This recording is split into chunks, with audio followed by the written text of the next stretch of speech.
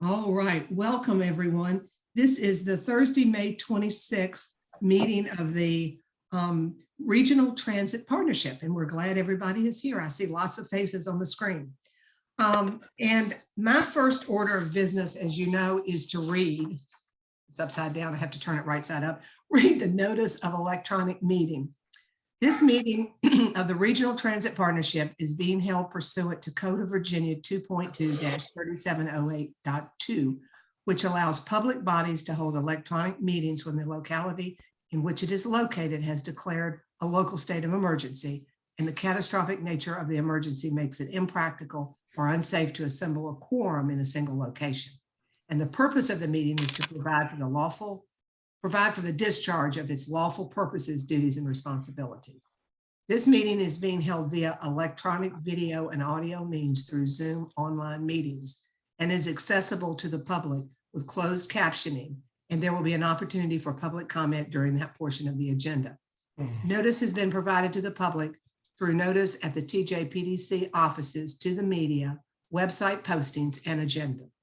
The meeting minutes will reflect the nature of the emergency. The meeting was held by electronic communications means and the type of electronic communications means by which the meeting was held. A recording of the meeting will be posted at the TJPDC website within 10 days of the meeting. All right. And with that, I'm going to ask Lucinda if she will call the roll and take attendance for us. So we're official. If you'll just respond so she can hear you, that would be great. Supervisor McKeel from Albemarle County. Present. Mayor Snook from the City of Charlottesville. I am here. Supervisor Lepisto Kirtley from Albemarle County. Here. Director Morgan from JAUNT Rural. Here. Mr. Sherman from the DRPT. Oh, is that Wood's gonna be here for Mr. Sherman? Wood Wood, may you're be the here? designee. Wood, are you the designee?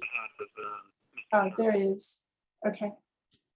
Councilor Pinkston from the City of Charlottesville. Ms. White from UVA. And Kendall, are you here for Ms. White? Okay. Present. Mr. Ames from JAUNT Urban. Here. Mr. Rake from JAUNT Staff. Here. Ms. White from Albemarle School System. Present. And Peter Thompson, Jody is going to be here representing CAA, the Charlottesville Area Alliance.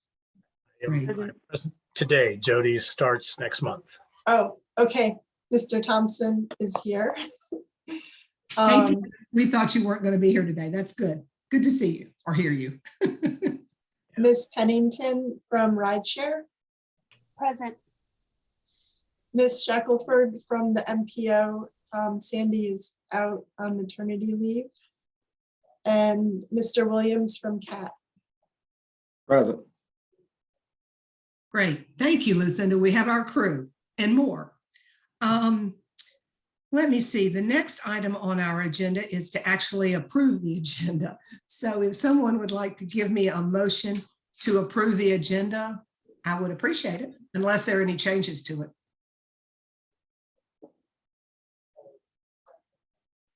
I'd move its approval. All right, that was Lloyd with the motion to approve the agenda. Is there someone with a second? I'll second. This is Hal. Thank you, Hal. All right. All those in favor of approving the agenda, please say aye. Aye. Aye. Any abstentions? Any nays? All right, we have an agenda. And the next item that we need to vote on is the draft of the meeting minutes. These are the April the 28th minutes. And I did find just one little small edit that I wanted to mention, and then if anybody else that has any. On page 2, there's a little bit of a disconnect, and it may have just been me, but we talked about the meeting in person happening in June, our first in-person meeting in June. And within the language, this first line says the next meeting will be in person.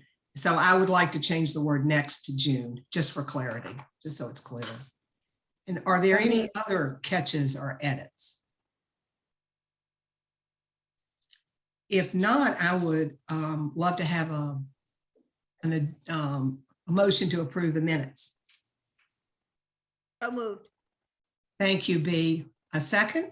Second. Second from Lloyd. You all are a good tag team.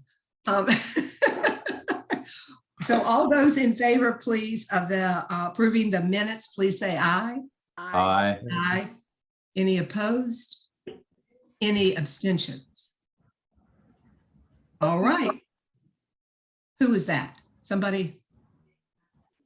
No, Supervisor McKeel, just can I go ahead and say at the beginning of the meeting, if you are not speaking, if you can mute your microphone so that we can avoid any feedback. We do have almost 40 people on the meeting and probably adding more as we go. So if you can mute, that'd be appreciated. Well, I'm thrilled we're popular today. I think that's a great sign, but it probably is best if everybody mutes so we don't have a lot of interference. So I think we now have the minutes approved. And Lucinda, did you want to take on the July meeting piece? Do you want me to talk? Who wants to talk about that? I mean, whatever. So in July, we traditionally don't have a meeting. And so there's an opportunity for somebody to make a motion to cancel the July meeting if you all feel that you want to do that. Oh, and we need to take a motion to vote on that. That's interesting. Okay. Well, I guess it's up to you. You're the committee, so. I mean, I don't think we had to vote on it, but I mean, I don't care if we want to vote on it. It's fine.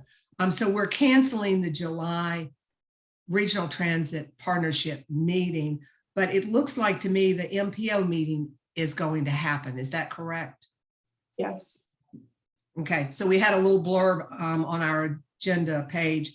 The July MPO meeting will have a presentation from the Association of MPOs on federal funding opportunities from Infrastructure Investment and Jobs Act, which could be very informative for those folks that deal with our federal funding.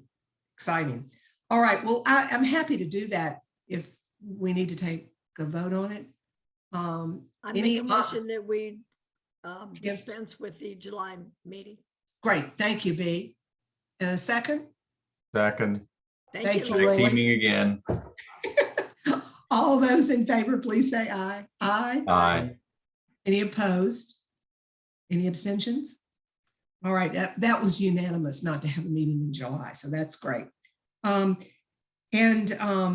think you also have the remote participation policy listed, Christine and Lucinda, under this. Do you all want to speak to that? Because that probably needs a vote for sure. No? Yeah. Well, you all previously approved your remote participation Oh. policy. So you guys have already approved that. We just included it in the packet since June will be the first in-person meeting. A reminder that we need to have a quorum in person, and there are some exceptions for remote participation that are within that policy. We will also be offering it as a hybrid meeting for the public and or non-voting members, but we do need a quorum in person of voting members. Right. Right.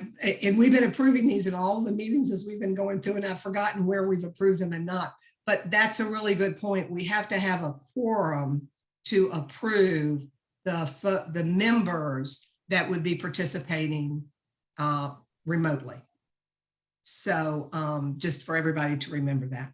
All right. So are there any questions? About that? Anybody have any questions? All right, Lucinda, do we have any matters from the public? Anyone who wants to speak?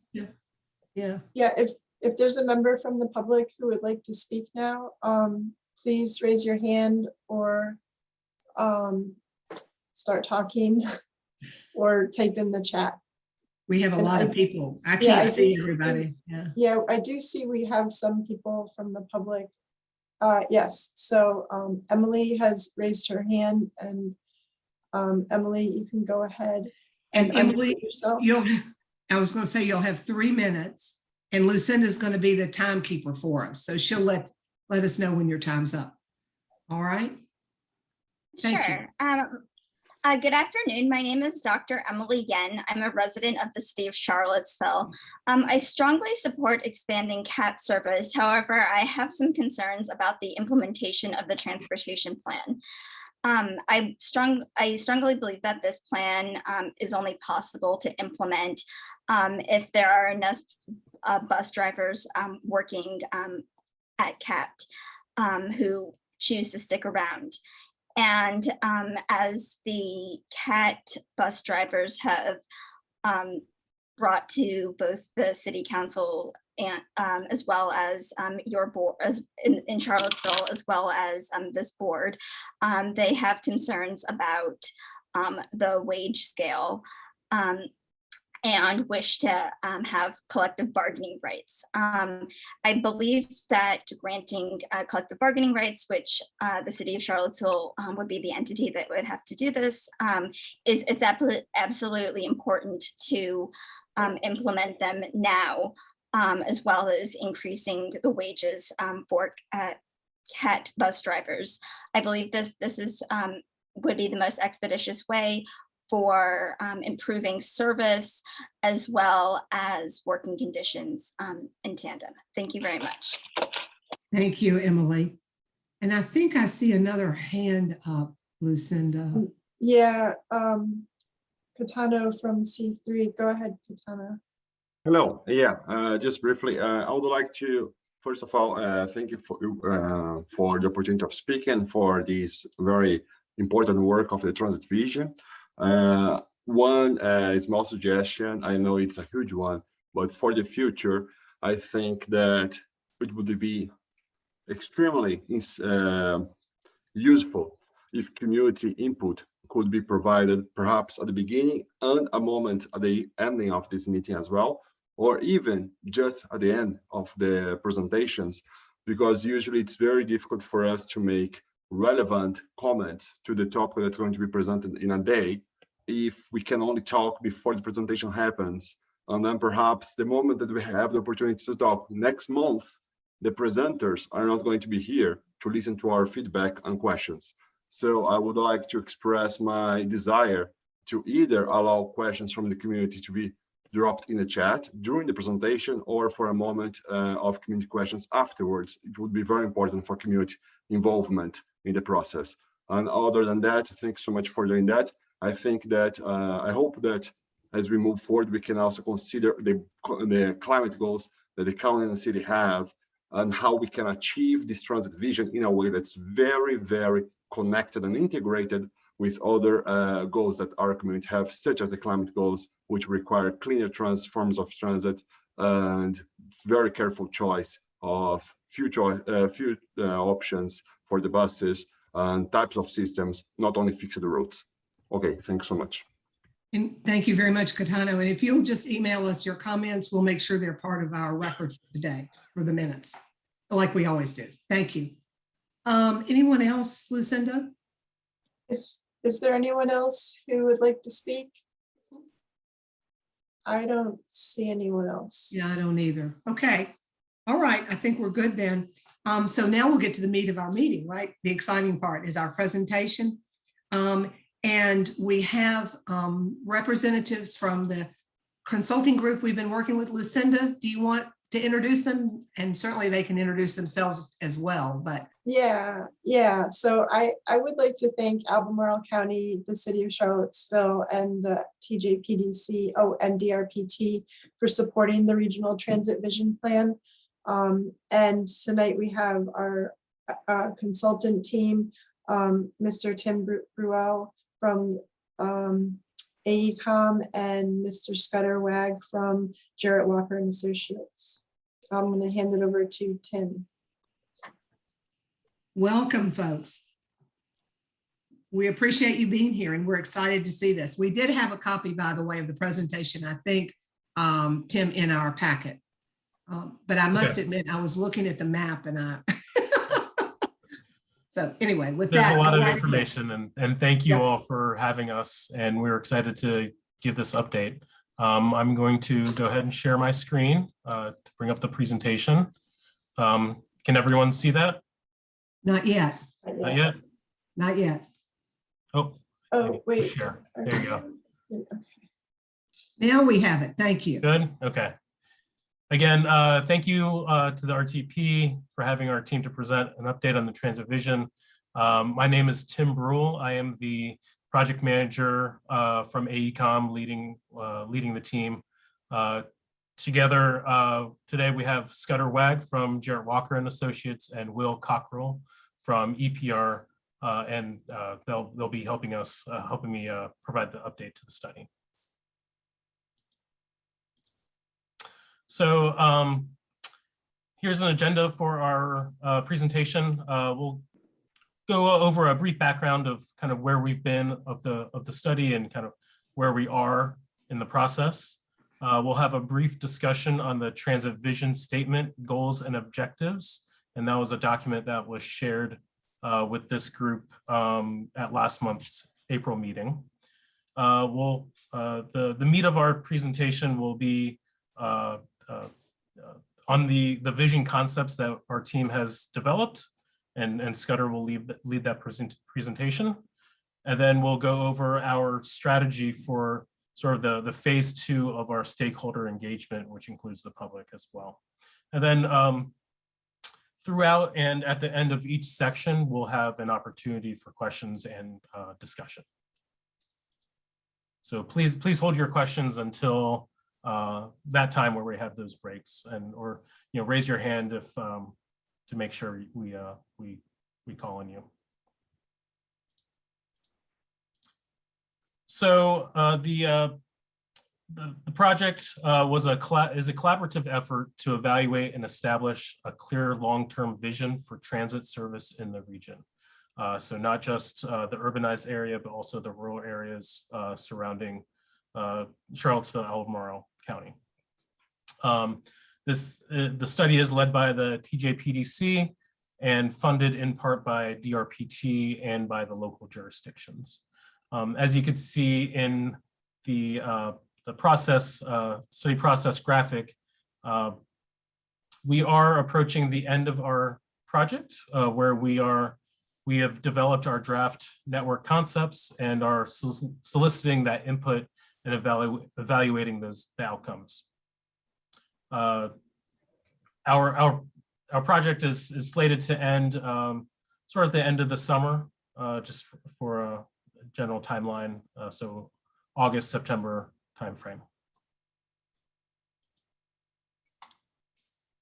So I do want to make a note that the transit vision study is different from the upcoming transit governance study that you may have heard of. So the transit vision study, as I mentioned, will conclude this summer, just as the transit governance study commences. And the focus of the vision study is really identifying those potential improvements to the regional transit system, whereas the focus of the transit governance study is sort of the governance of regional transit and how might the region implement the transit vision that we are defining as part of this study. So, so just to recap the work to date. Listening, what you mean? The project website here listed at the link here is probably the best place to find the detailed information on the study, including the intermediate work products and previous meeting summaries. And just to recap what we've done thus far. So we did, as the project commenced in the fall of 2021, we've completed the transit propensity and land use analyses as sort of the background of the region. We had the stakeholder coordination in fall 2021, which we presented to this group here. And then during that time, fall to winter, we did have our public engagement phase 1, which included a public survey and a virtual public meeting at that time. I believe that we also passed along the summary of the phase 1 efforts at the last April meeting. And also recently in March 2022, we drafted our vision statement memo, and so that incorporated the feedback that we got from the earlier stakeholder and public engagement efforts, as well as some of our findings from the transit propensity and land use analyses. Also in March 2022, we did sit down with the service providers in the region, JAUNT and CAT, to really go over the service needs and the priorities to develop the vision network that we'll be presenting today.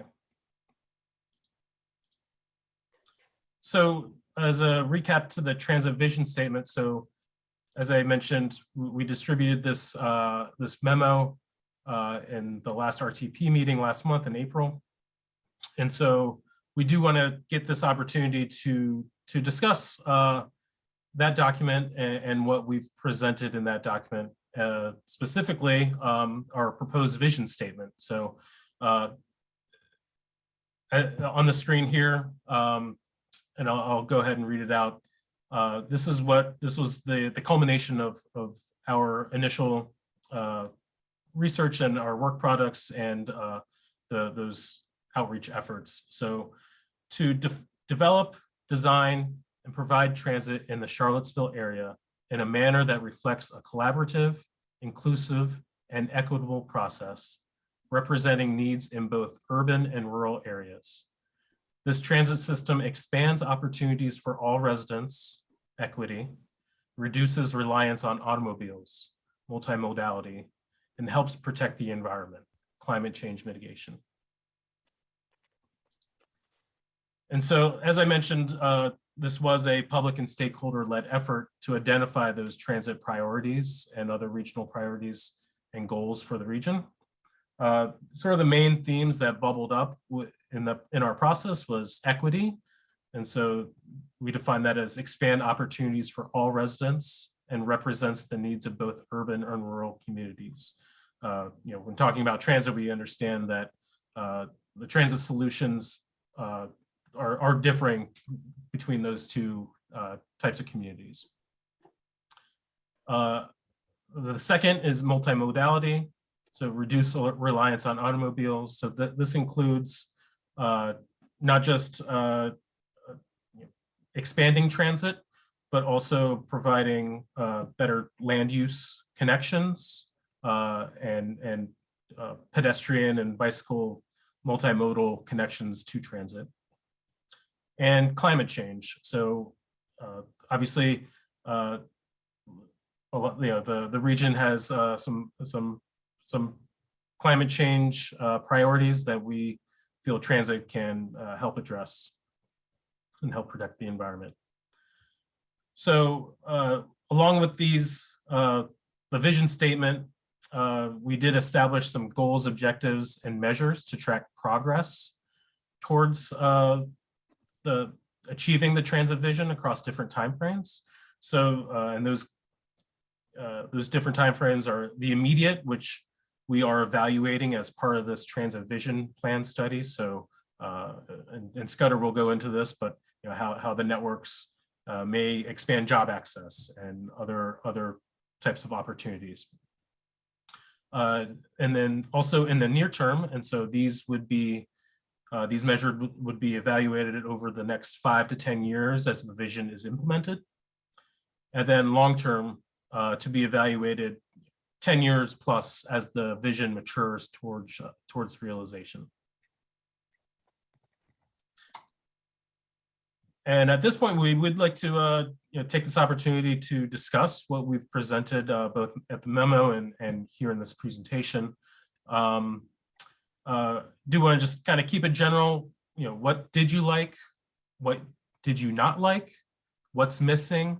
And then also any detailed comments can be passed along to the study team for consideration as we finalize the vision plan.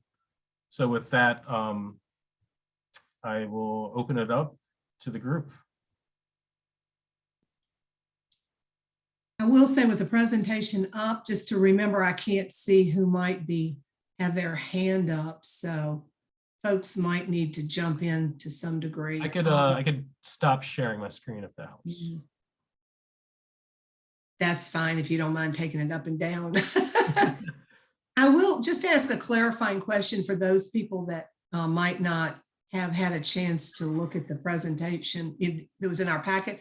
Would you go over the communities, the counties? We know it's the city and Albemarle, but there are other counties that are involved, I think, with this plan.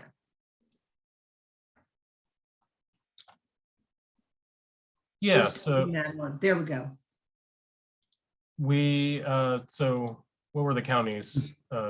Albemarle, Livingston. No, I'm looking at the wrong list here. The other counties involved are basically the surrounding counties or we've been looking at transit service to the surrounding jurisdictions: Greene, Louisa, Buckingham, Savannah. Nelson, and Fluvanna.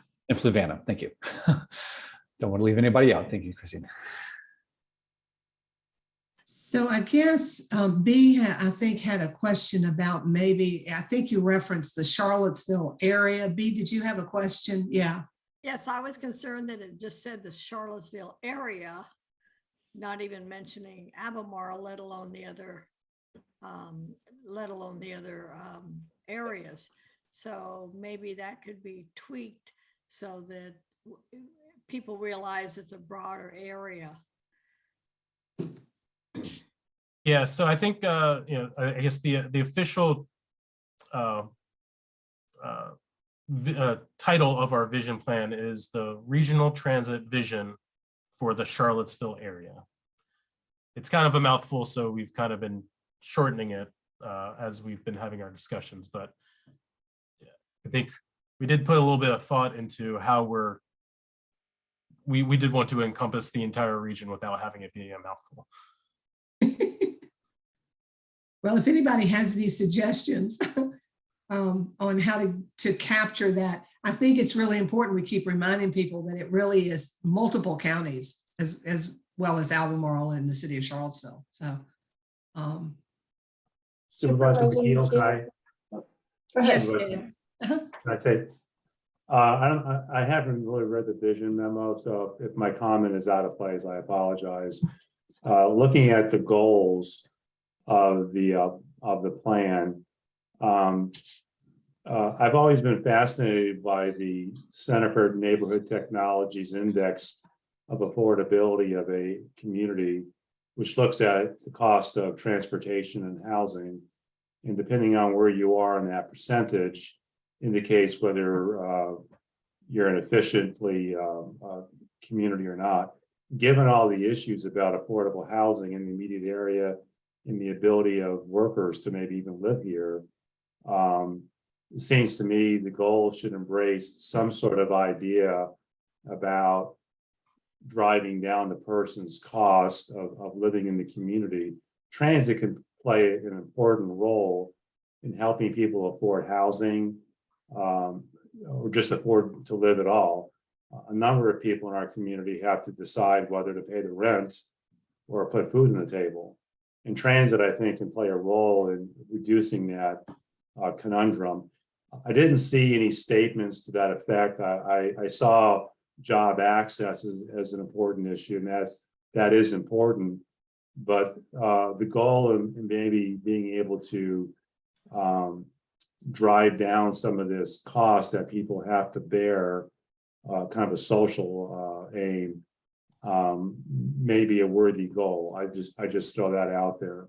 So I think that's an excellent comment, and I think exactly what we're looking for. Something that we missed, and I think is definitely relevant. Well, and this is a draft, right? Yes. So this can be changed. I mean, this is the first draft, or the rollout of one of the first drafts that we've seen. So any other comments? Ted had a good one, good question from B. Anybody else? I don't see anything. Supervisor McKeel, there's a comment in the chat from Kendall asking about UTS giving feedback. He can definitely, as a member of the RTP, he can definitely give that now if he has feedback he'd like to provide. Sorry, Kendall, I missed your question. No, we're still working on it. And what I asked is if the appropriate channel is just through the normal public feedback process. But then Lucinda also offered her help and support, so much appreciated. Okay.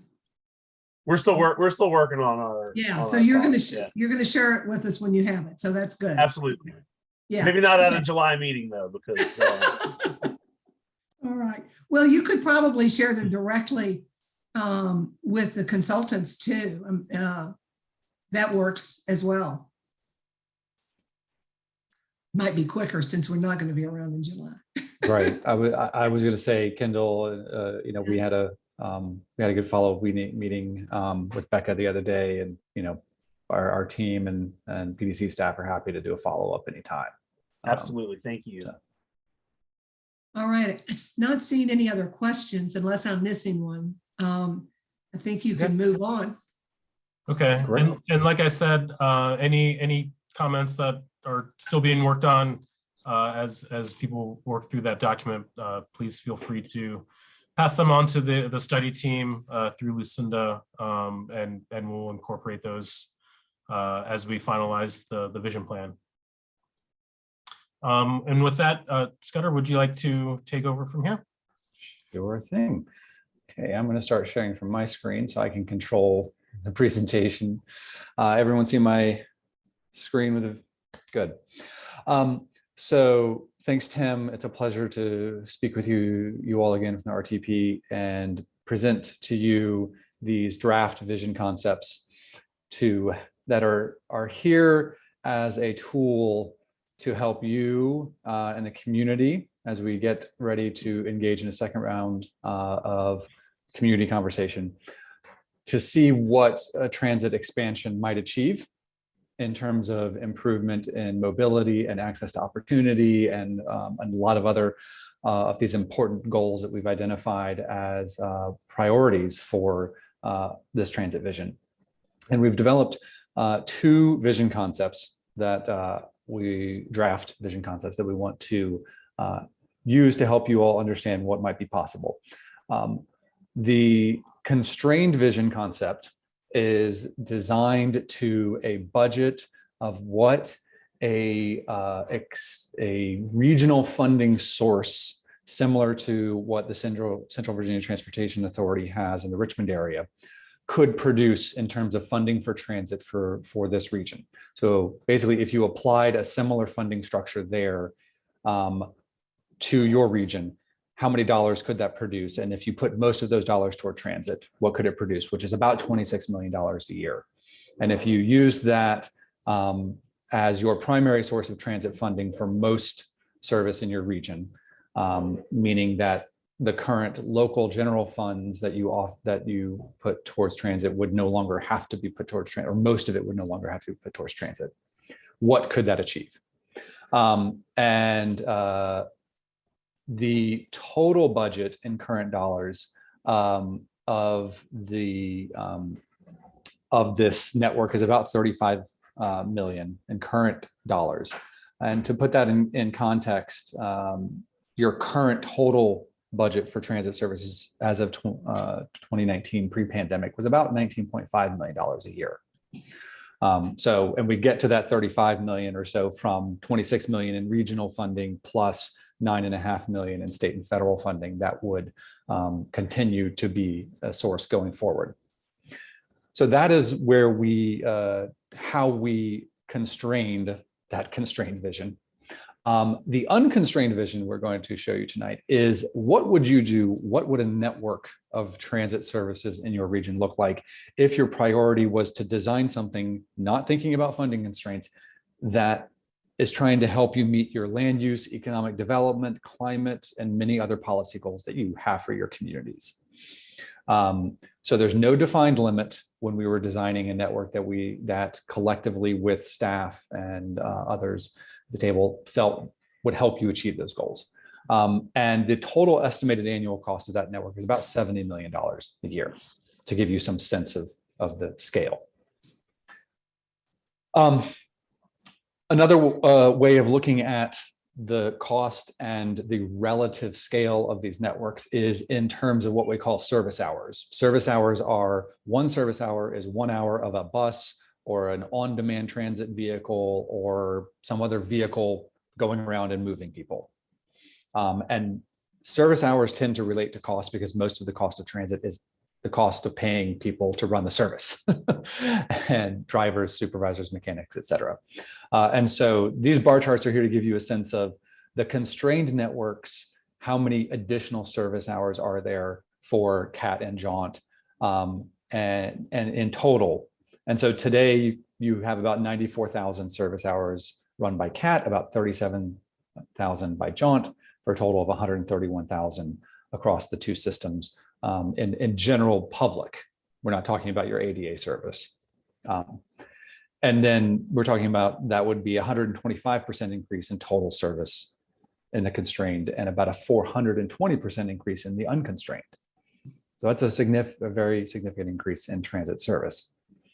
And the reason I point this out in terms of service hours is service hours are a good metric for just the overall quantity of what's available to people, because the quantity of service makes an enormous difference. You can't ride a bus that doesn't exist. And so quantity of service is a good measure of if you have substantial service.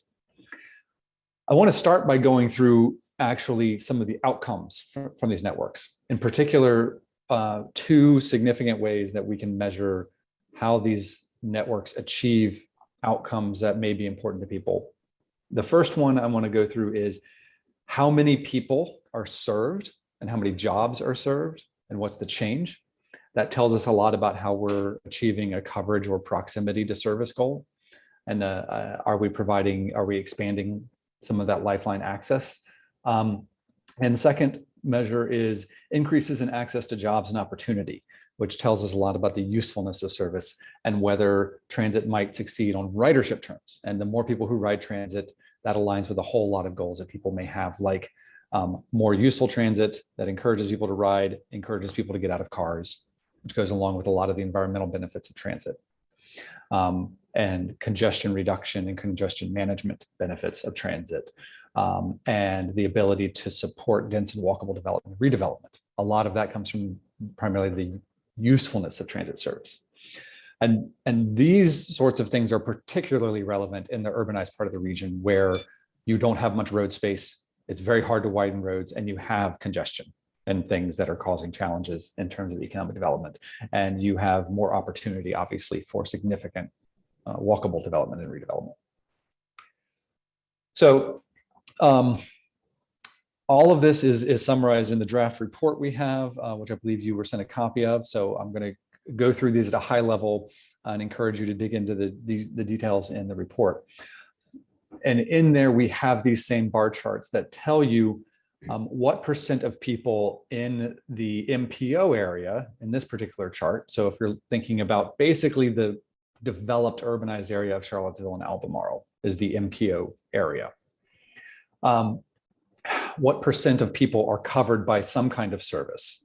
And these bars are color coded by what % of people are near service. That's every 10 minutes or better in dark red, every 15 minutes or better in light red, every 20 minutes or better in purple, every 30 minutes or better in dark blue, every 60 minutes or better in light blue, and then an on-demand transit zone in yellow.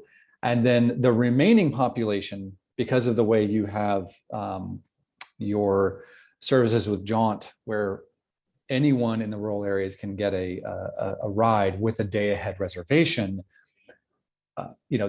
anyone who's not covered is effectively covered in some way, but just by a less useful service that you have to call a day ahead for. And so that's what the gray bar represents. And when we look at this for all of the residents today in the MPO, what this bar chart is telling us is that 60% of residents have access to some kind of same day service. About 50% have access to or are near fixed route transit. but relatively few are near frequent useful transit service. So only 8% are near 10-minute or better service, and only another 6% are near 15-minute or better service. So that's only 12% who are near the kind of service you can just rely on and not have to think that much about the schedule. And we can do this kind of measurement for jobs. So we've got about 65% of jobs are near service that comes sometime, fixed route service.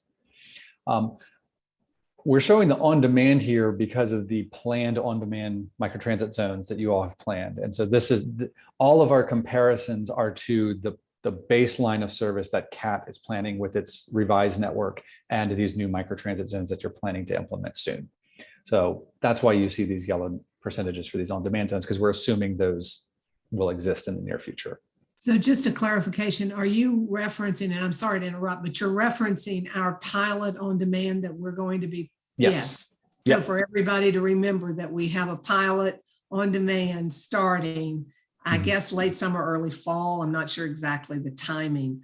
And that's to run for a year, basically, to see how it works and what's successful and what needs to be tweaked. All right, thank you. Sorry for the interruption. No, important clarification. So yeah, so that's why you see that 11% in the on-demand zone.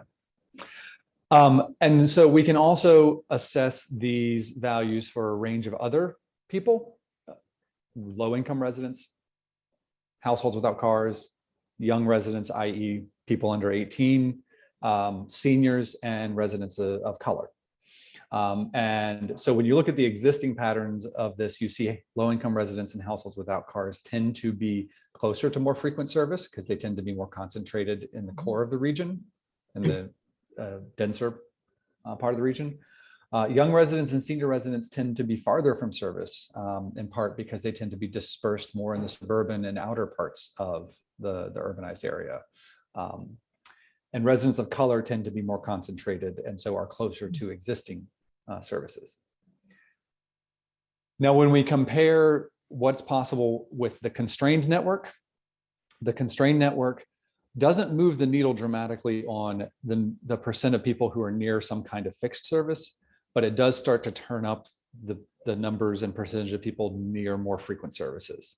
So you see these numbers near every 10 minutes or every 15-minute service start to go up, and you see the number of residents near at least 20-minute service or better, almost at 30%.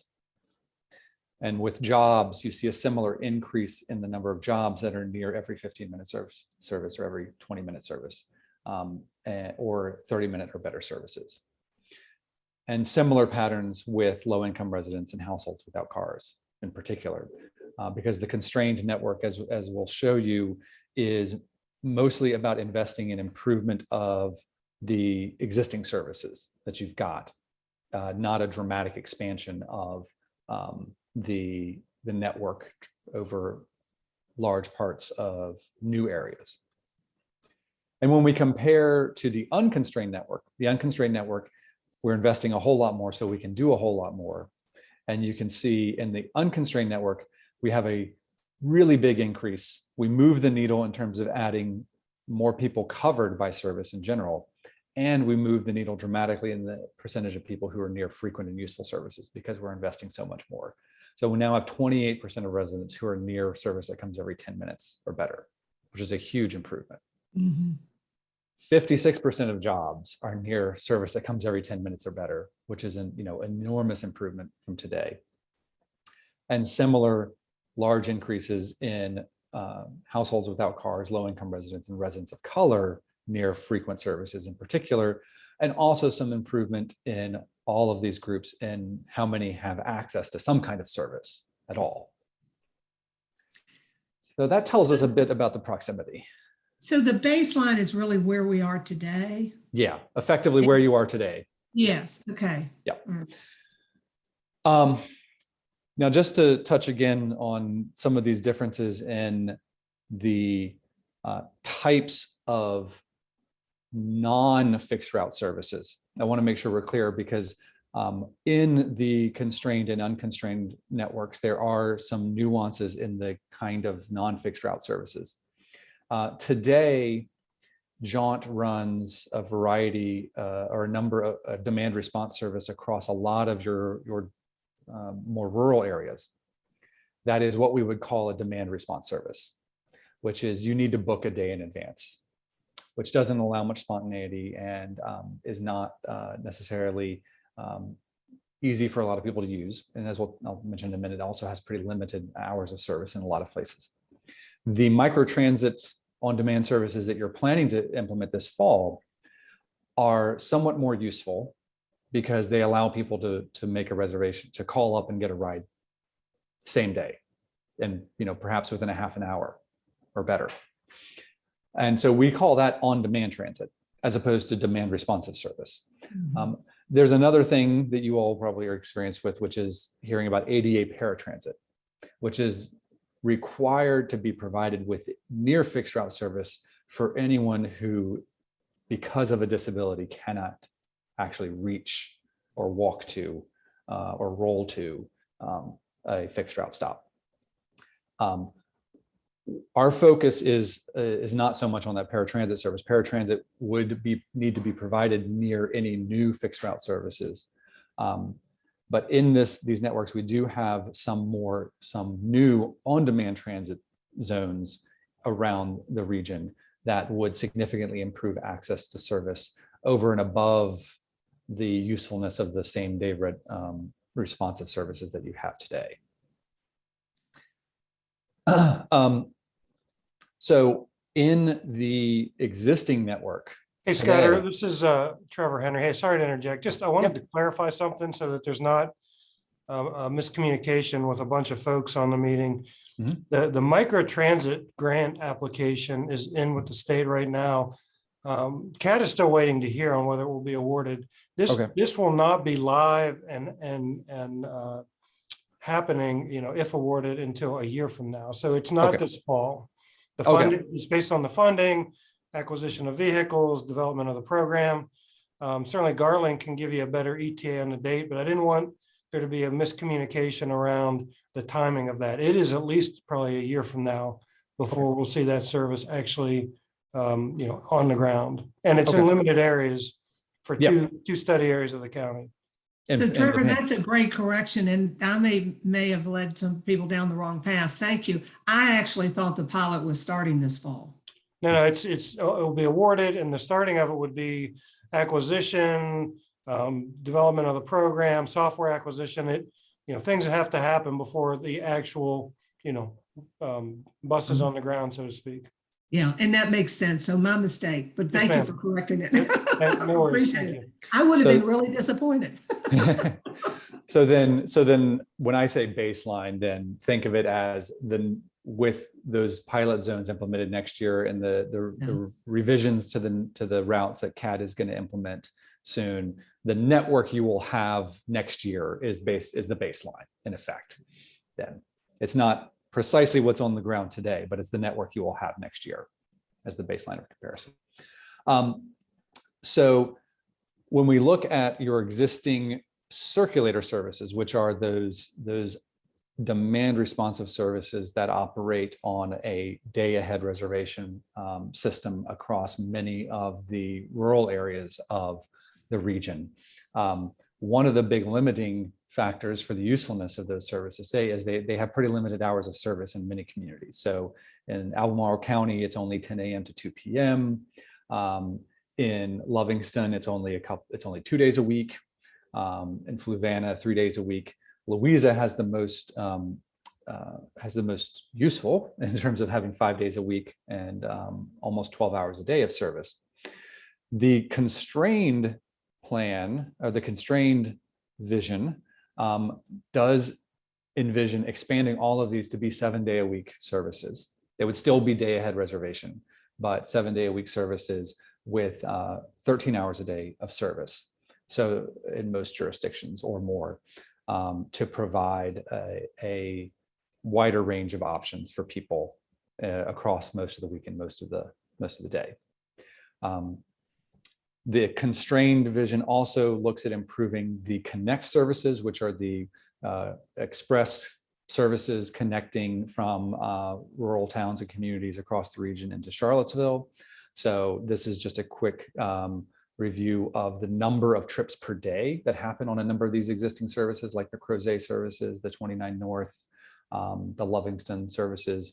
Many of them are very limited to just 2 trips a day, 1 in each direction. The constrained vision includes additional trips per day to make it easier for people to travel when they need to, or closer to when they may need to, and includes connect services to Palmyra and Louisa, which do not have connect services today. So those are some elements of the constrained vision that improve access and connections across more of the rural and smaller towns in the region. And then in the unconstrained vision, we expand on that even more, and we include all-day fixed route services, meaning continuous every hour to Scottsville, Crozet, Lovingston, Palmyra, Louisa, and Ruckersville, 7 days a week, and as well as some on-demand transit zones in some of these smaller towns across the region, like Earlysville, Keswick, Crozet, Lake Monticello, Esmont, and Scottsville. And so when we look at these same proximity measures charts, they don't look as compelling for the rural areas, but they do show us some improvements when we compare existing conditions to the unconstrained vision. So these are jobs and residents covered by something today in Greene County, which is basically just 24-hour reservation service. And then in the unconstrained vision, with an all-day 60-minute service going to Ruckersville, you would have at least 6% of the population of the jobs of the county touched by an all-day service. For Louisa, you see with the, again, today there's not a fixed route of any kind. There's no on-demand, there's just 24-hour reservation. And in the unconstrained, you see the bluish bar showing 7% of jobs and a small percentage of residents having access to all-day service. And then 8% of residents and 26% of jobs having access to an on-demand same-day service. Fluvanna County, you see is the significant improvement in the percentage of people having access to something better than day ahead reservations. Here, 37% of population and 25% of jobs in on-demand, and 19% of jobs and a small percentage of residents access to 60-minute all-day service. Nelson County, it's a bit of a smaller slice here, 5% of jobs and just a couple percent of residents near all-day 60-minute service. So that's how the proximity measures and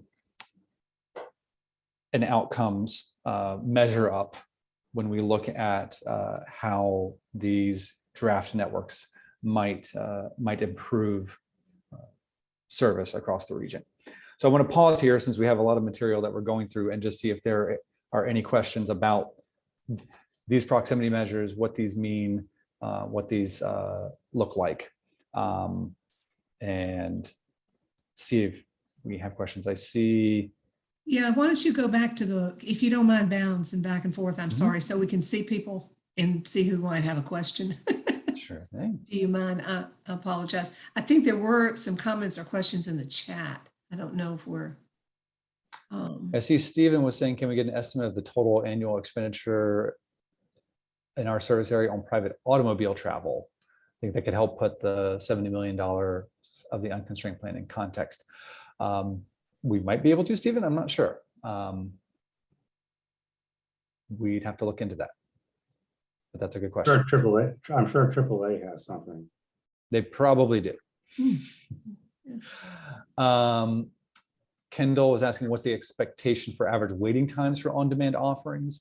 Yeah, the typical waiting times we would imagine being generally no worse than 30 minutes, often better than that, but with a goal of being usually no worse than 30 to 40 minutes for a wait once you call it. Now 40 is starting to get up there.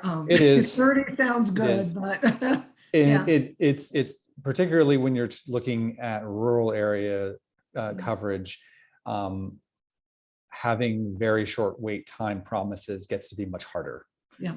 Because the distances are so long. B, did you have a question, dear? Yes, the numbers that you compiled and everything, was that done pre or post pandemic? Which numbers are you referring to? Well, for your, all the numbers that you compiled or estimates, I guess.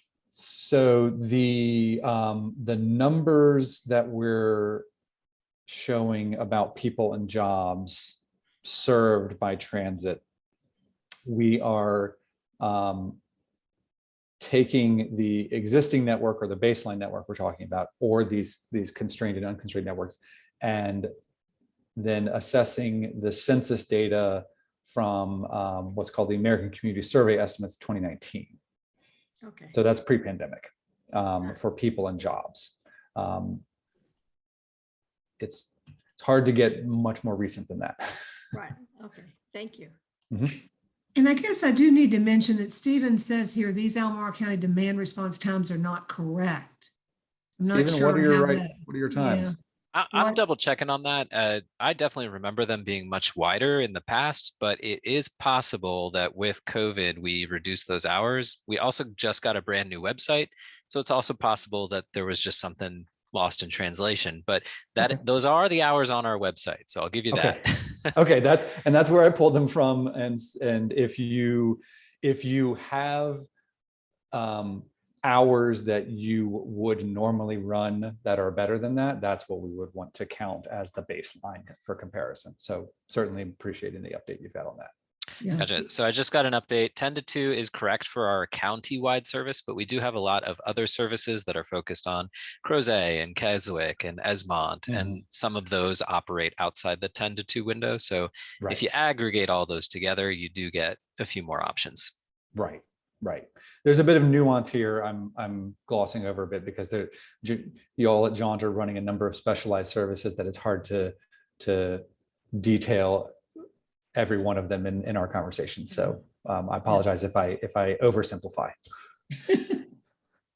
So any other questions? And I'm not seeing, oh yes, Ted. Yeah, this is a little bit nerdy of me to say this, but it seems to me travel time is a bigger determination of getting people to ride transit than frequency.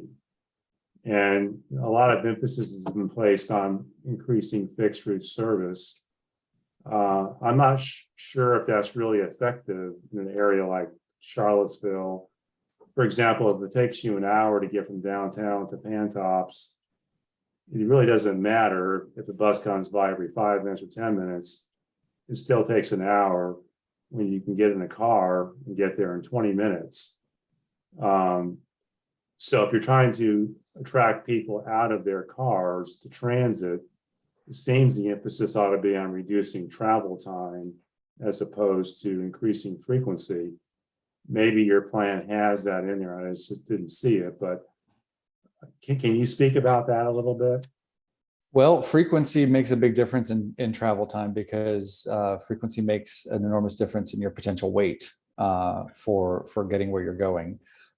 In-vehicle travel time can make a significant difference, but we find in most communities of this size, the thing that tends to hold back ridership is the wait time, because trip distances are relatively short. I mean, Pantops to downtown is not an incredibly long trip, and even at service every 30 minutes, if you just miss your bus, then you're adding 30 minutes to whatever the travel time might be to get there. So we do talk about, and when I get into talking a little more about the network, some possibilities for some of the longer distances, like the 29 corridor, implementing BRT-like improvements to increase vehicle speeds and reduce your travel time in vehicle. And that's in the unconstrained plan. We do have a recommendation for a BRT service on the 29 corridor as part of helping to address some of that, because there is, and you have that's one of the corridors where you have, a lot of congestion that a BRT could do a lot to help you get around. A lot of the other parts of the community, like getting from Pantops to downtown, it would be hard to improve your in-vehicle travel time dramatically without making enormous changes to streetscapes and widening streetscapes to add dedicated lanes and making stop spacing much wider. And that starts to get detrimental relative to the walk access to transit. So there's a whole lot of trade-offs that come into play once you start diving into speed versus access trade-offs. Yeah, I've actually modeled stuff like this before. In places very much like Charlottesville, Chapel Hill being one of them. And when we modeled it, we would have like 5-minute headways, and it wouldn't move the needle on demand very much because the travel times just didn't get dramatically improved. And I suspect the demographics and the traffic patterns here are very similar to Chapel Hill. So I think there needs to be some thought about, I heard what you said about wait time. But I think, I don't think the holy grail is frequency. I think frequency plus travel time improvements has got to be part of the mix. But that's a detail that probably gets worked out later. But I was just kind of curious your perspective on that. Thank you. Garland, I think, has a question too. Garland? You're muted, Garland. Yeah, he's trying to unmute. I think. There we go. It's more of, so I'm gonna go back to my experiences at GRTC when Jared Walker helped redesign the network there. The majority of the emphasis was actually put on frequency. And our ridership jumped 22% year over year. Because this is an iterative process, you can't expect to just put this network in and let it, be forever. The first goal was based on the direction from the city there and the counties there was they wanted the frequent service. Then the second piece was to look at, once the frequent service is in, how can you adjust networks to reduce travel times? So I believe that the kind of approach that we are taking here, if that's the same model, that we would look at the frequency first, get people on the vehicles, and then the second piece as a 1-2 punch is to adjust the schedules, adjust the routes as people become more, as the frequency model clicks in and people get adjusted to seeing a bus come very frequently, then we make adjustments to the schedules and the routing to reduce the travel times. So it's a 1-2, it's never gonna, it's almost impossible to do everything at one time. And you will see, no matter how well we design the network, people are gonna use the system differently than what we envisioned. We saw that in Richmond. We thought that we were gonna do, everything was gonna funnel to one place, and people started going around the different models. So this is the kind of the first blush, and we will come back once this is implemented in a couple of years or even sooner than that, and make adjustments to reduce some of the travel times on vehicles. Yeah, and I don't want to argue with my friend Garland, but there is a positive correlation between service frequency and ridership. But if the goal is to get people out of their cars and reduce congestion, I think travel time needs to be really a major factor there. I've been modeling this stuff for a long time and all over the country, actually. There's two pieces to it. In Kansas City, when they implemented BRT, they did see an increase in ridership. That's because they increased service. So there's always that mark. But the goal here, I think, is to get people out of their cars. And I don't think frequency by itself is enough. But that's a discussion for a later time. Very interesting, though. And I will say for Lloyd that I was reading in the paper, you all are trying to figure out how to slow down traffic on 5th Street. You could put a BRT lane in and that would help. Just saying. I'm not even sure Lloyd's there. He's not going to respond, but whatever. There he I is. do, I'm here, I'm listening. I do want to say that, certainly getting people out of their cars and onto transit is one of our goals, but also I don't want to overlook the benefits that existing transit users would be getting with the frequency improvements as well. So serving the existing transit customers is also equally as important in our goals, overarching goals. Yeah, interesting. The other thing to remember, of course, is as a transit vision plan for improving and expanding your network, it is also something that should fit into your jurisdictions and your regional thinking on land use that can help affect development patterns over time. That, you don't just get people out of cars by, getting them to ditch their car from where they live now. You encourage them to ditch their car by encouraging them to live somewhere where transit is a better option.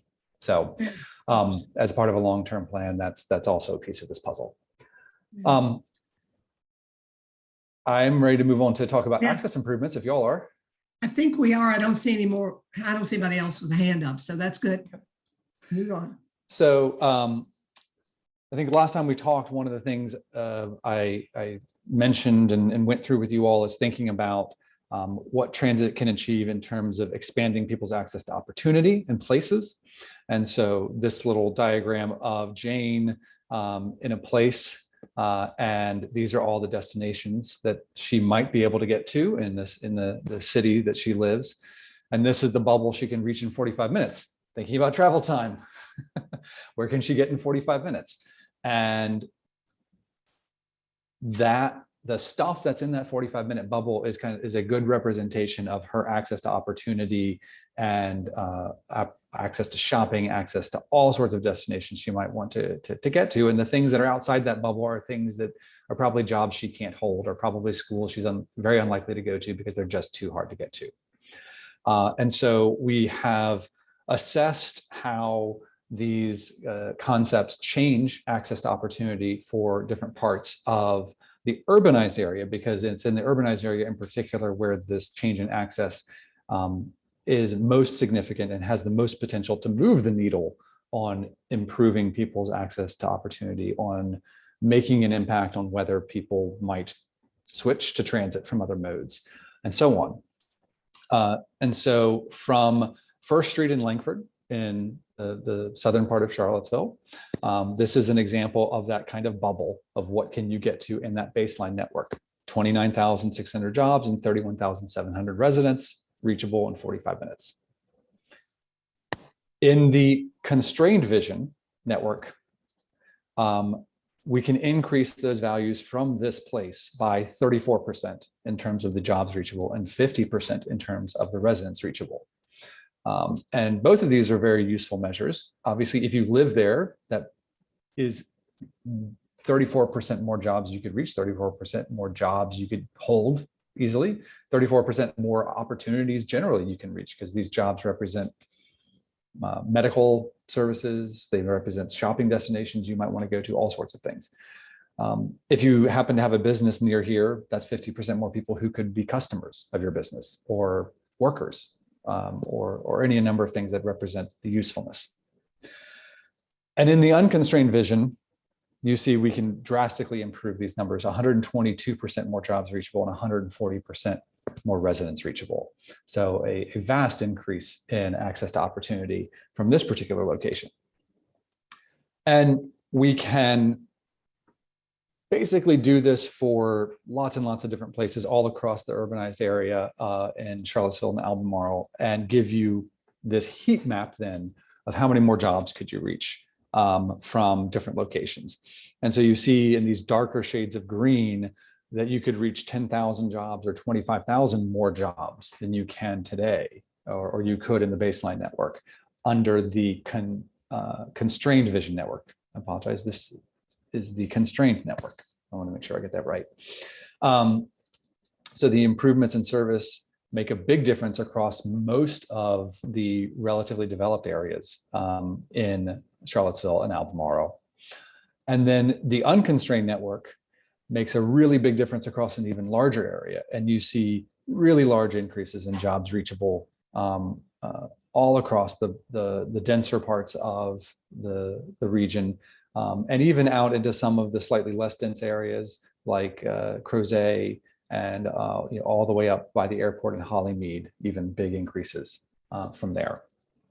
And we can summarize then for all of the people in that MPO area, the kind of urbanized part of the region, how many more jobs and opportunities could you reach? In the constrained vision, you could reach 12% more jobs. The average person at noon on a weekday could reach 12% more jobs in the constrained vision, and in the unconstrained vision could reach 57% more jobs in an hour of travel time.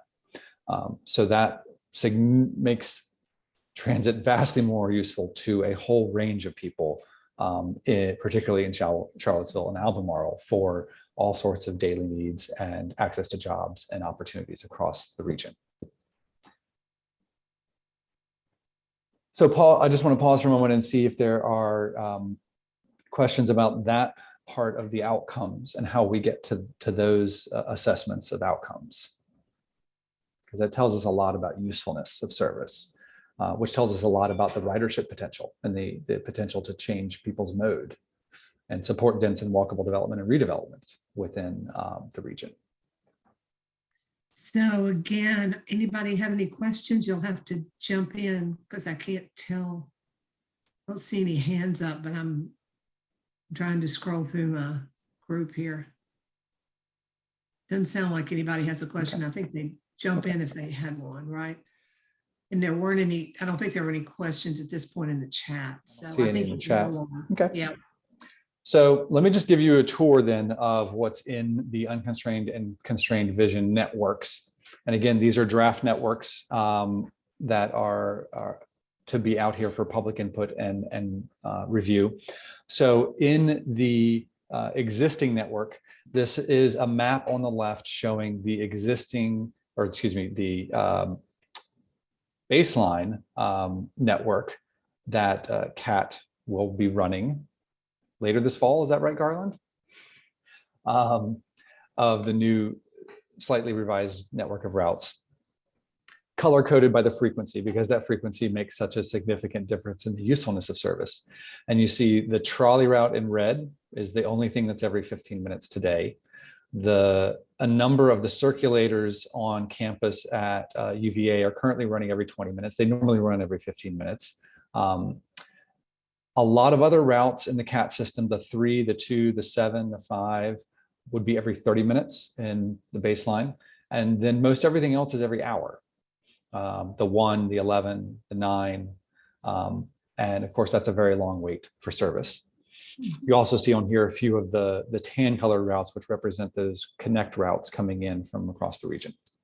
And then on the right, we have the regional network. What are the services around the region? The circulator services, the connect services to Livingston, to Buckingham, and some representations of the various circulator services that exist across the region. So the constrained network in the rural areas builds out and expands on a lot of those existing services and expands and improves them with same day, on demand. You could use an app or call in and get a ride within roughly 30 minutes in these kind of tan colored zones in Esmont, Scottsville, Louisa, Zion Crossroad, Lake Monticello, Crozet, to provide better on-demand service in some of these smaller towns and communities across the more rural parts of the region, as well as a series of connecting all day, 7-day-a-week services that would run about once an hour from Livingston, from Scottsville, from Palmyra, from Louisa, through Zion's Crossroad, from Ruckersville, and from Crozet, connecting to Charlottesville. And you can also see on this map an every 20-minute service that goes all the way up to the airport and Fontaine. So that's a significant improvement in connectivity across a lot of the region. In addition to, as I mentioned before, these circulator services within each county The ones you have to call ahead for would be running 7 days a week with expanded hours of service. Within the urbanized area, this map shows you the significant improvement in frequency of service and expansion to a few new places that happens with the fixed route network. Some key aspects of this include every 10-minute service on a BRT spine running from downtown through the grounds and up the 29 corridor to Fashion Square Mall, then continuing as an every 20-minute service all the way up to the airport and the North Fork Research Center.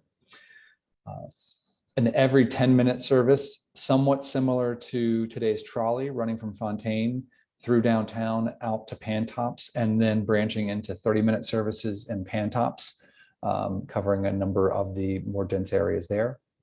Every 15-minute service on 5th and on Avon coming into downtown.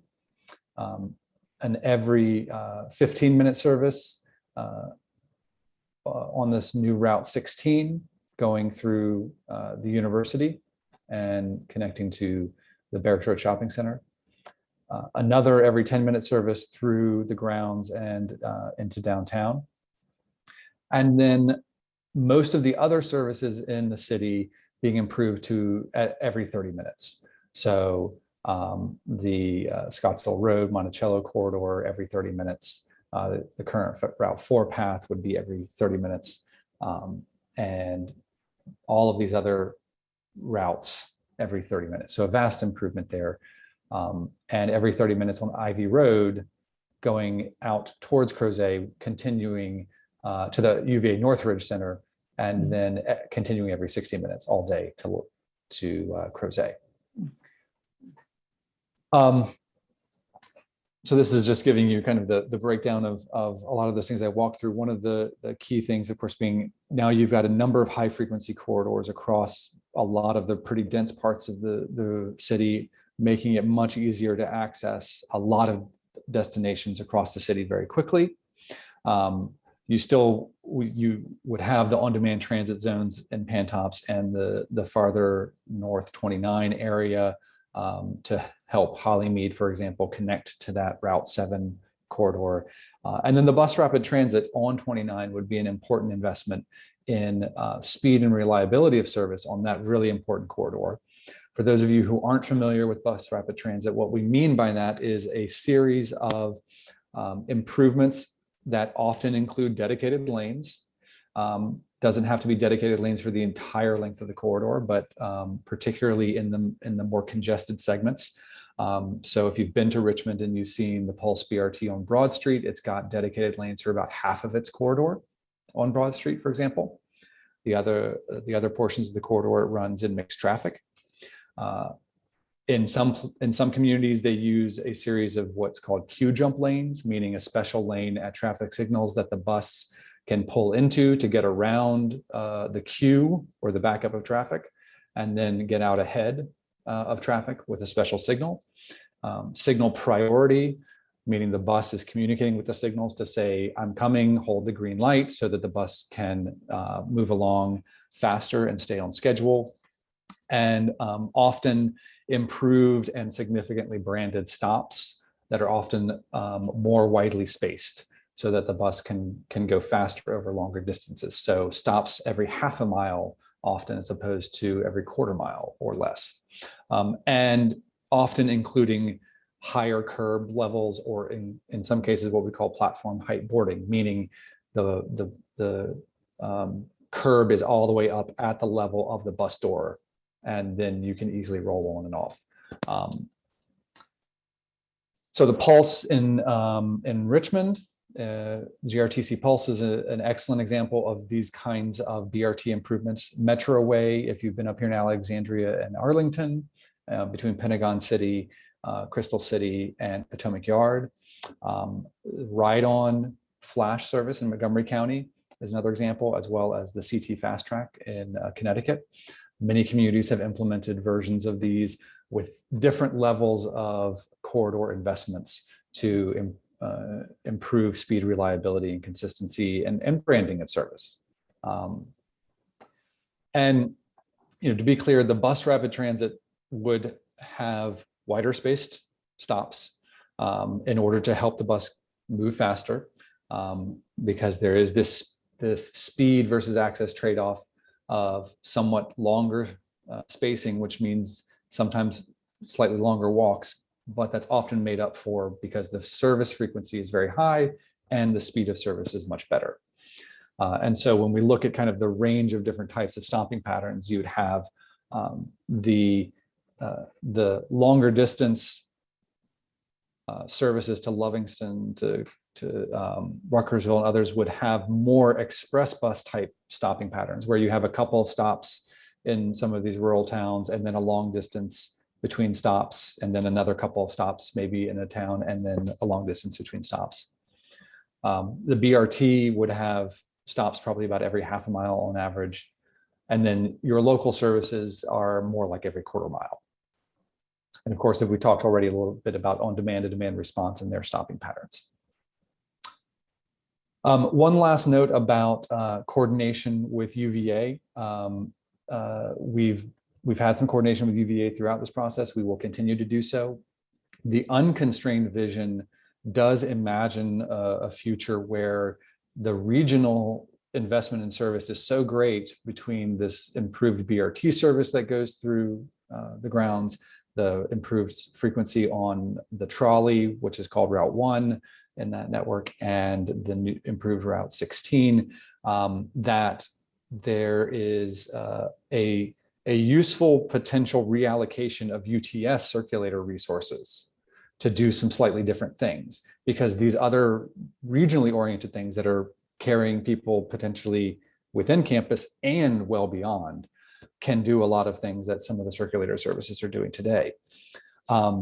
There is an ongoing UVA master plan. We've talked with staff about what they've been thinking about, and the outcome of that may change exactly what would happen within the grounds, but we still think there's a lot of opportunity in this kind of vision of an unconstrained future with the drastic increase in service, that you could look at reorientation of some of the circulator services on campus. So are there questions about that unconstrained vision and what it looks like? Again, I don't see, let me run through here. Speak up if you have a question. I'm looking to see if I see any hands.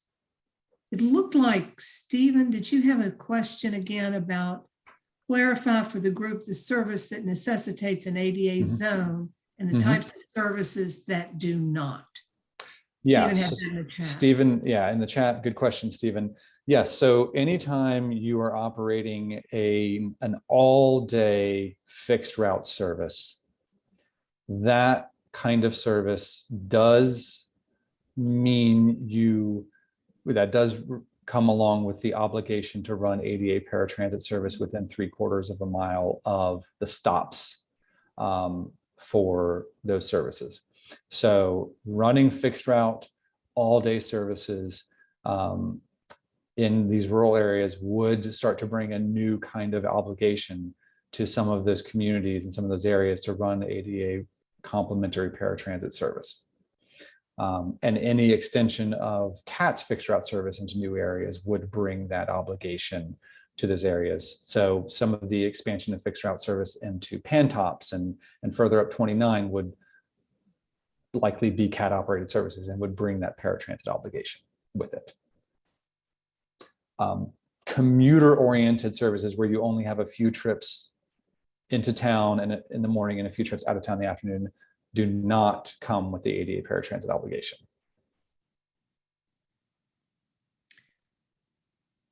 Let's see, Stephen says, how long do we have to not operate the rural routes for, I just lost my, how long do we have to not operate the rural routes for it to no longer be all day and to be a commuter service? It's a good question, Stephen. I'd have to go back and look at the regulations and some of the examples to give you an answer. And I have to leave it at that. But if they are commuter-like services that are primarily oriented in the peak direction of travel into Charlottesville in the morning and out of Charlottesville in the afternoon, you will normally avoid the ADA paratransit obligation. Okay, any other questions? Jump in here or we'll move on. Scudder, I'm just looking at my time. It's almost 5:30. I'm not sure where you are in your presentation, but and I'm not trying to shortchange you, but I'm just. I understand. Yeah. I am almost done with my part, and then we have just a little bit to talk about. I think Tim's going to talk about our phase of engagement. So I'll go quickly through my last part here. Diantha, this is Hal. Can I ask a quick question? Sure. Scudder, you said the ADA company paratransit comes in for anybody who lives with 3/4 of a mile of a stop. I thought it was within 3/4 of a mile of the route. It's just a stop. Are you sure about that? I believe it's just the stop. Okay. You can, the minimum requirement from the regulation, I believe, is the stop. Now, No, agencies have. It's the It's whole route? route. Yes. Okay. All right. My apologies there. You Yeah, also. I'm pretty sure that's the case. Yeah, it's the whole route. That makes a big difference. Ted, did you want to add something there? No, I mean, I think I've made it because what you're trying to do, if a person can't get to the fixed route somehow, you're trying to equalize it by the paratransit. All right, I will talk to you tomorrow. So you're Somebody here all needs day. to mute themselves. Excuse me. Please mute yourselves. I'm sorry. Go ahead, Ted. Oh, he's gone now. No, I think I'm okay. I mean, it's the whole route. I've dealt with ADA since 1991. So I think it's pretty much ingrained here. Okay. I see Lloyd had a question in the chat about, is the 70 million for unconstrained system just operating, or is the capital cost, and how many new vehicles? We can get you a vehicle count. I don't have that off the top of my head. We have estimated the capital. We have estimated the capital cost of the full fleet over a 12-year period in that number, assuming federal funding is taking 80% of that as well. So there is a capital cost assumption baked into that for fleet. Okay, I think we're good. Why don't you go on and finish your, you said you had one more section and. Yeah, I just wanted to talk through the constrained network really quick. Sure. The constrained network is mostly investing in modest improvements in frequency and modest expansion. So in this network, there is improved frequency on Avon. There is improved frequency on High Street with a change in the trolley and expansion a little bit into Pantops, and an improvement on Route 7 to every 20 minutes. There's not big changes in the network in the rural areas in terms of new routes or all-day routes, but as I talked about before, there is investment in the expansion of hours of service for the rural day-ahead reservation services. So it's constrained to fit within that estimated budget of what similar tax levels of the Central Virginia Transportation Authority, with most of those dollars going to transit. As I mentioned before, there's improvement in the connect services and the number of trips per day provided there, the 7 days a week of the circulator services, and the other link services would be assumed to operate basically as they do today in that constrained vision. Improvements in the 7 to every 20 minutes, improvements in the service to the 2, with Avon get every 15 minutes and Route 4 to operate every 30 minutes. And select trips of the 7 going up to North Fork Research Park and the airport. And a really important piece of this is also the assumption that the investment in service is also going to provide consistent 7-day-a-week service. So this is a chart, a frequency chart showing how frequently a route is running across the day on weekdays. So like Route 1 that goes to the community college in Riverside is hourly from 6 a.m. until about 10 p.m. and also on Saturdays until 9 p.m. And it does not run on Sundays. That's what this chart is telling us, and that's your existing baseline today. The constrained network improves the frequencies of those services on weekdays and also provides more consistent service into the evening and all 7 days a week, so that the services in the urbanized area would run 7 days a week, which is a really big improvement because evening and weekend service is really critical for hospital workers, retail workers, service workers. And if you're not there for them on Sunday, you might as well not be for them at all. And improved span is a critical aspect of improving access to opportunity and ridership over the long term. So that's a summary of the concepts. I think there's one hand up from Michael Barnes. Is that right? Yeah, let me just see, we'll scroll through. Okay. Thank you, Scott. Yeah, first of all, wonderful presentation. The graphics that were in this presentation today, I found very illuminating and helped, provide a lot more information than some of the stuff I gleaned out of reading the report earlier today. So, I encourage you to sort of, add some of those in there and some of that discussion. I think it would be very helpful to the reader. Second of all, back to sort of some of there was a comment made earlier on about the transit goals of the study, or the study's transit goals. Affordable housing was mentioned, and I guess that's implied in some of the things that we're talking about, but it does seem to have a real practical aspect and probably addresses a major concern in the community, and maybe that should be brought to the fore a little bit more. And I think that really dovetails into my last comment, which is about, it's interesting to see your regional network. And I know I sort of briefly mentioned this back when I first sort of started this new position with BDOT and came in late to the study, but that's really the jobs and the housing, the affordable housing that exists over in the valley. And it's really interesting to look at the routes that you're talking about here. And like Waynesboro is a lot closer than a lot of these other localities we're talking about. And that's partly a reflection of the MPO, or excuse me, the planning district's boundaries. I mean, I think it's a good idea to add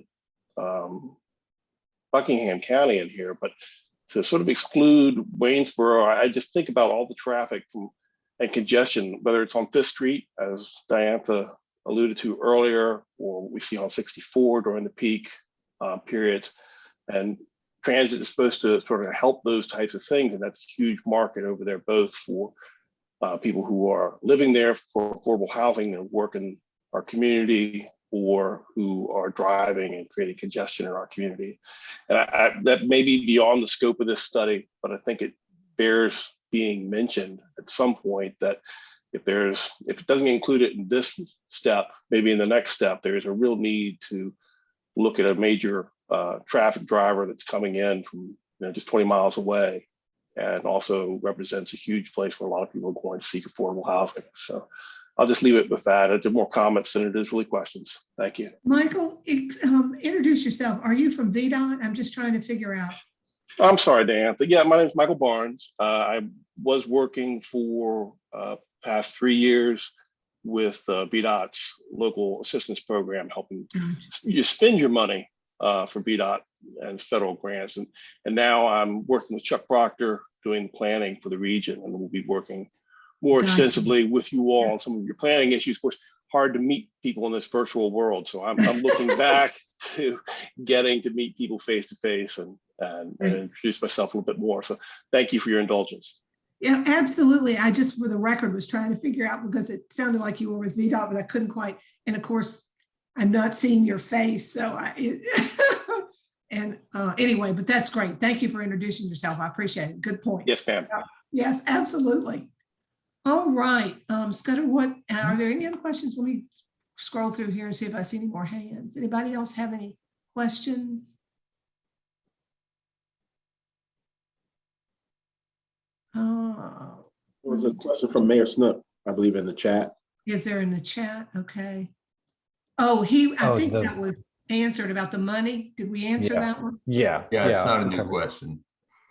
Yeah. And then I see we've got a comment about couple of things here on workforce and You can probably take your screen down now if that was Yeah. I think that was the end of your presentation. Take your screen down. well, we've got a couple of slides for Tim to talk about our upcoming engagement, right, Oh, Tim? go ahead. Good. Let's do those two. Yep. That's great. Okay, I'm actually gonna pass it to Will Cockrell for this. Oh, Will, I'm sorry. section. No, it's okay.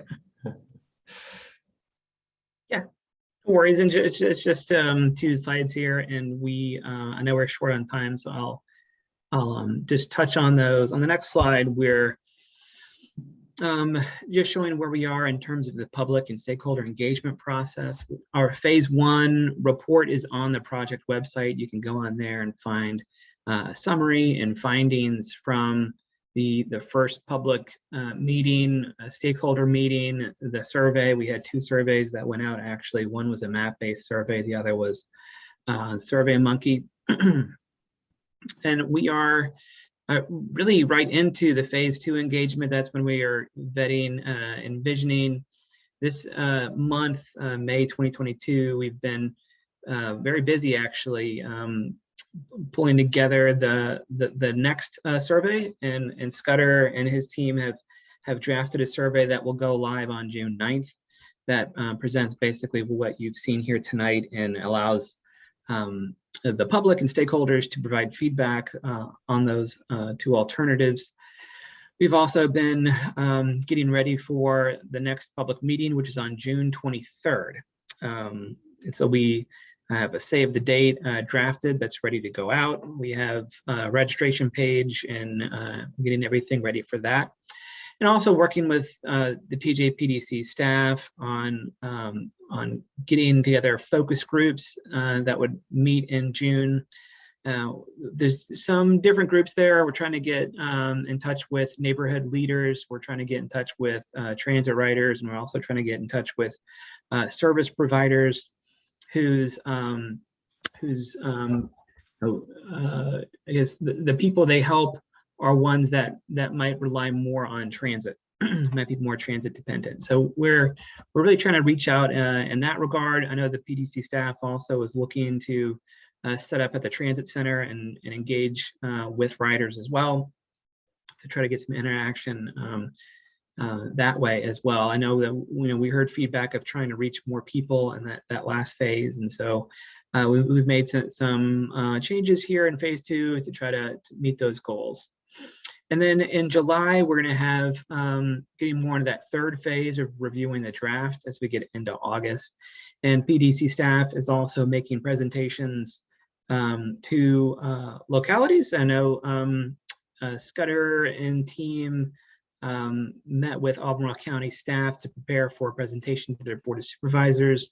There will also be a presentation to City Council, and then the PDC staff is going to be giving updates to the other localities in the region. So that's something else to look forward to. All right, I guess the last slide was just giving an idea of what to expect in the survey. Again, Scudder and his team have drafted a survey, sent out that draft to staff to review. Actually, and I believe they've reviewed that and given an affirmative on that initial draft. There's maybe a few tweaks still remaining, but we look forward on getting that out and working with stakeholders to help get that survey out to as many people as we can. And we look forward to also some one-on-one discussions with stakeholders and other folks in the community to really have good, meaningful engagement and feedback on the visions that you see here. So that was my quick overview of engagement and where we are. All right. So, and I guess if you can take down your screen again, sorry. So we have a ways to go. This is the beginning of the public comment and the discussions on this plan, on this draft. That's correct. Yes, indeed. Yep. Yeah, so we don't want people to think this is going to happen tomorrow. There's a lot of work to do yet. Any other comments, questions? Happy to entertain just a few more. We're actually on time, which is lovely. There's somebody in the chat. Let me just see what this is. Oh, that couple of people have had to leave already. So Trevor's gone. But anyway, all right. Well, I guess with that, I would just mention, I think Michael Payne had asked about, how can UVA and UTS contribute to the unconstrained or constrained. The unconstrained, we've certainly laid out ideas about how a revised regional network and a revised UTS network can work together more seamlessly. I think there's definitely opportunities to look at that more in the constrained version as well. And on the financial side, major institutions, significant businesses, community colleges in a range of communities are usually major participants in helping make regional transit happen from the financial side. And, that is a thing a lot of universities, community colleges, businesses, major institutions do. So there's a lot of ways to explore that. Right. Well, it sounds like a big price tag, but if we want to make transit work in this community, it's not going to happen for free, right? So definitely not. We all know that, and that's one of the reasons why we're working on that governance model, because that leads us to an authority, and an authority gives us the ability to try and figure all of this out and pay for something. So, I mean, I think I see Garland nodding his head as well. So, thank you. It was a great presentation, very informative. I liked it better on your screen than trying to read my packet with the little tiny maps. But anyway. And once all the details are up on the website, you'll have an even easier way of reviewing all of the maps and all of that. So that's coming along with the survey. That's great. Ted, I see you're unmuted. Did you have anything you wanted to say? Are you No, just waiting for my part of the agenda. Yeah, I just try and watch who's muted and watch the body language. All right. Well, with that, then thank you guys very much. You are more than welcome to stay for the rest of our meeting. We're going to have our transit provider updates, or you can take off. Whatever you'd like to do. Thank you. All right, Ted, you're first with the JAUNT update. Last week, seemed longer ago, but last week, the other providers met here at JAUNT or virtually to talk about opportunities for us to cooperate. We were honored to have Christine Jacobs attend as well. The big topic was showing some overlays between CAT routes and Albemarle County public school students to see if there's an opportunity for school students to take CAT instead of yellow buses, which would help, we hope, on easing some of the driver shortage issues. I'm not sure where that's going to go yet, but it was very illuminating, and we had some very interesting conversations about that. On the environmental scene, we are leveraging a work scope by CAT to study alternative fuels for JAUNT. We're looking at whether electric vehicles or some other fuel system would be appropriate for JAUNT service. And I think CAT's doing the same thing for their fleet. As part of our study, however, we are forming an advisory committee we hope of a cross section of community to give us feedback as our consultant goes through the process of studying the alternatives and what they might mean. We're hoping to use that feedback to inform our business decisions about how we might move forward. And finally, in a couple of weeks, we have a woman named Joanne Olson from Minneapolis. She's with SRF Consulting. They're actually here to look at our parking lot. However, she's an expert in joint development with transit, and there may be opportunities within the community to do some mixed use development, maybe affordable housing, connect that with transit so that we can begin to fashion land use in and around transit and maybe encourage ridership that way. And she'll be here to talk to some of the providers about her experiences and the direction that Charlottesville might want to consider. That's it. That's great, Ted. And before, Charmaine, before you give your update, I just want to mention to this group that I am now the liaison on the advisory committee for environmental sustainability that is a part of Albemarle County Public Schools. And we had our first meeting, or the first meeting that it's the second meeting, first meeting I was able to attend. And the discussion was around this very idea, Charmaine and Ted, about getting students onto CAT buses, public buses. So we need to follow up, a group of us, with that particular group. We're very excited about it, right? Because what we're trying to do is to connect the Albemarle County Public Schools and that county government work around the environment and sustainability. And that topic was came up with one of the subcommittees. So I'm going to get back to you guys on this one, right? Could be very interesting. Absolutely. All right, Charmaine, go for it, dear. All right. So as Ted said, we found some opportunities where we could possibly help each other. So I am having conversations now with my supervisor, superintendent, to look at how we would roll this out. And of course, we would have to get our community ready for this, and parents and the administrators, and because this is just a different approach in which we have taken. And this is part of the recruitment that that we're looking at. Is no one set approach that we would take. It's going to probably be a number of things that we're doing that's going to help us to address this driver shortage. We have had several job fairs and what we call pop-ups. That means we're going out to the community and meeting the people. And we're seeing some work from it. We're seeing some fruit of the labor. We got about 17 people in the trenches. So we got to continue doing that.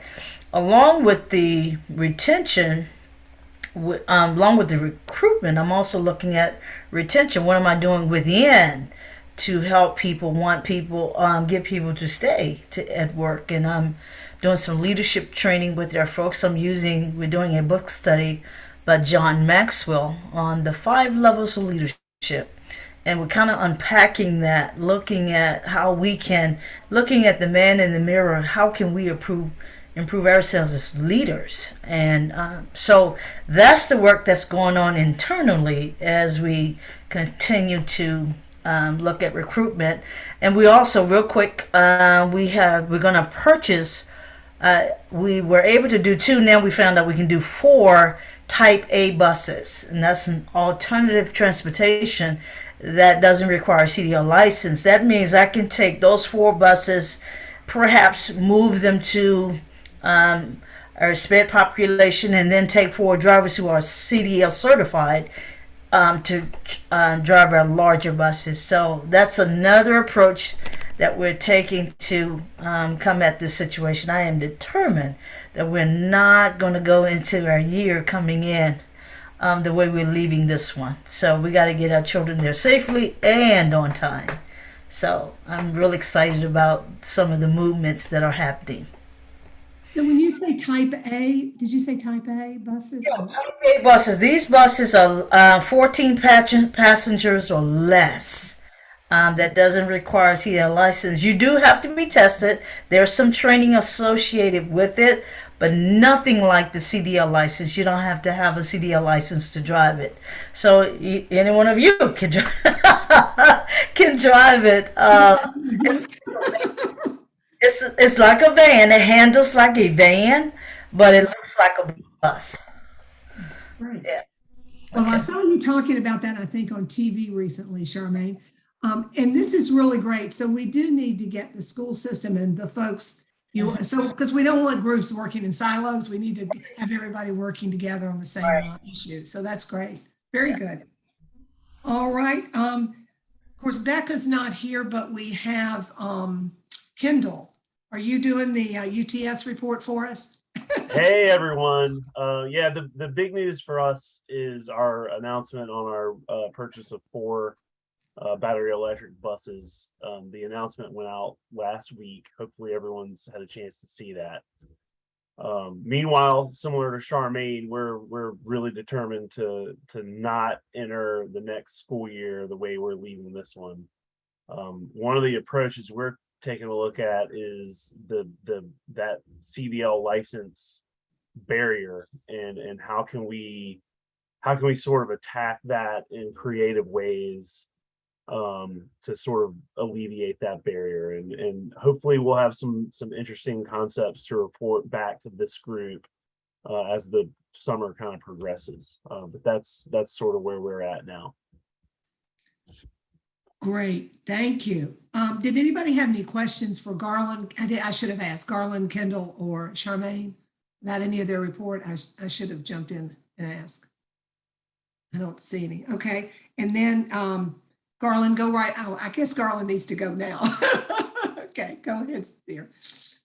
So I'll do transit first. So we've launched our study in regards to alternative fuel vehicles. The first meeting was actually Tuesday, May the 10th. It went off really well. Albemarle County is as a part of that team, and we are designing the effort. Christine actually and her team was also invited. Unfortunately, she wasn't able to make it that day herself, but we are hopefully lining up the effort of getting through the study in time for the grant application process the next cycle. That's the goal, to be in a position to take advantage of the no-load grants that are going to be out there, and a ton of alternative fuel vehicle money. And we've also got an effort that will start on the school side, on looking at alternative fuel vehicles for the school system, Charlottesville schools. The effort on that side is almost a foregone conclusion that we're going to do something on the EV battery side. The model tends to work much better. You have a down period in the middle of the day where you can actually recharge. But we'll work through those because the infrastructure component will dictate how much can be done on whether it's public or pupil. So that's where we are. We are also aggressively, like everyone here, trying to recruit as many drivers, mechanics as we possibly can. The city's been very good to us in the sense that if there's supposed to be a surplus, and based on that surplus, there's additional drivers that will be allocated to CAT to help with our enhanced service model planning. So that's very good news. Additionally, we're also on the city side kicked off our efforts to look at and get on board a consultant with collective bargaining, which is another piece that is going to make sure that we all pay very close attention to over the next year or so. So we've also had a very good meeting with schools. They are very interested in themselves helping to alleviate the driver shortage because CAT does through contract their services. They are looking at the type A bus model themselves, 14 or less. I think they're endeavoring to do 2 at this point in time, and then see how the model works, and then potentially scale up from there. But our goal is to continue to grab and enhance as many positions as we possibly can, because we don't want to be in the same position that we're in this year with the start of school for next year. And eventually, hopefully, we'll be able to adjust our pay scale to be in line with our partners, so we'll be at least competitive to the individuals around. And the last thing I had to report is we've had our efforts where there was an issue with one of our senior centers, Crescent Hall's particular route that we had, and we went out yesterday, actually had the city manager with us, looking at potential enhancements to service over there. There's nothing in concrete now, but we're working through potentially ways of making adjustments. And hopefully in the next, say in the next couple of weeks, we should have something concrete to be able to report back. So all in all, been a very good effort. Okay, now I can ask if anybody has any questions for Garland for his report. And I will say, of course, one of the benefits of having an authority gets all of our bus drivers on the same pay scale, which would be, I mean, enormously helpful, I think. So, but we have to work towards that authority. Lloyd says he's got to run. So Lloyd, we were glad to have you with us. And we have one more report. Neil, somebody's here from DRPT, I feel sure. Oh, it's Wood. I'm sorry. Not a problem. I'm representing Neil today. Yeah, you don't look like Neil, but okay. We both have gray hair at this point. Anyway, quickly, one update from DRPT, just that the FY23 SIP is in draft and available on our website, and that should be going to the CTB for their June 21st and 22nd meeting for final approval. So keep an eye out because of that. After that meeting, projects should be approved, and that includes capital and operating as well as DRPT's special grants. And just let people know that might not know, SIP means 6-year improvement program. There you go. Try not to use the alphabet soup because sometimes That's it true. Yeah. gets for people. That's okay. That's great. Thank you. Any questions for Wood? Okay.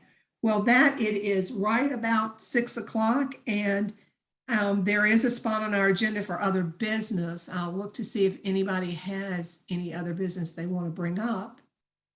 Not seeing anybody jump at the chance.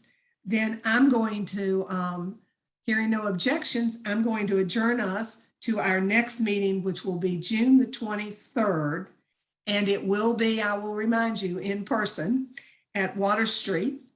And I see Christine nodding her head. She's agreeing. So we'll remind you in the email with the more meeting packet as well. But it'll be fun to see everybody in person.